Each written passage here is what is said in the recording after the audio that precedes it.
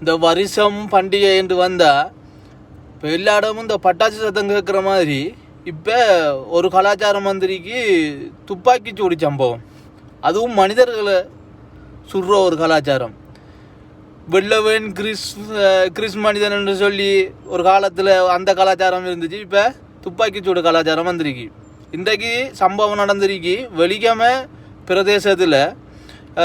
பிரதேச சபையினுடைய தவிசாளர் 38 வயதான லசிந்த விக்ரமசேகர என்றவர் தன்னுடைய அலுவலகத்திலே சுட்டுக் கொல்லப்பட்டிருக்கார். இவர் கடந்த பிரதேச சபை தேர்தலில் ஐக்கிய மக்கள் சக்தியின் கட்சியினூடாக போட்டி பெற்று வென்று தவிசாளர் பதவிக்கு வந்திருந்தார். அந்த தவிசாளர் பதவிக்கு வரும்போதும் சில குளறுபடிகள் ஏற்பட்டிருக்கு.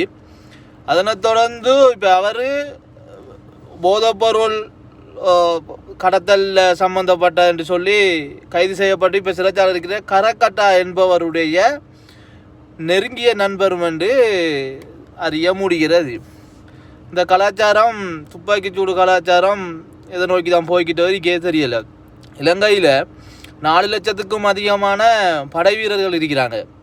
அப்படி இருந்தும் இலங்கையினுடைய ஒரு பாதுகாப்பு அது கேள்விக்குறியாக தான் இருக்குது.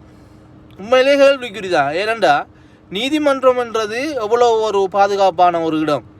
அங்கேயே சென்று நீதிமன்றத்துக்குள்ளேயே ஒருவரை சுட்டுக்கொள்ள முடியுமெண்டா அப்போ பாதுகாப்பு கேள்விக்குறி தானே.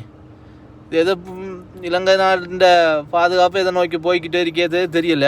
ஆனால் இப்போதைய அரசாங்கம் சட்டவிரோத செயல்களில் ஈடுபடுற எல்லாரையும் கைது செய்கிறாங்க.